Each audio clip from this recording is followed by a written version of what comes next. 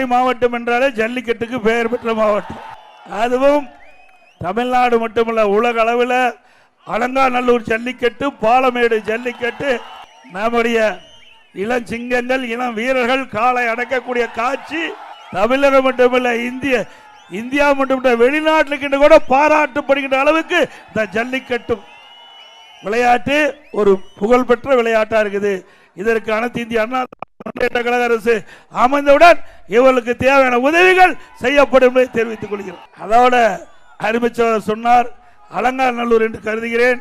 அந்த பகுதிக்கு நான் முதலமைச்சர் இருந்த பொழுது உங்களுடைய அழைப்பை ஏற்று நேரடியாக வந்து முதல்ல அந்த கோயில் காளை என்று கருதுகிறேன், அந்த கோயில் காளையை அந்த ஜல்லிக்கட்டு போட்டியில் முதல் அவிழ்த்து விட்டு உங்களுக்கு புகழ் சேர்க்கப்பட்டது. மீண்டும் அதிமுக ஆட்சி மலர்ந்தவுடன் இந்த ஜல்லிக்கட்டு விளையாட்டு உலக புகழ்பெற்ற விளையாட்டாக உருவாக்கி காட்டப்படும்.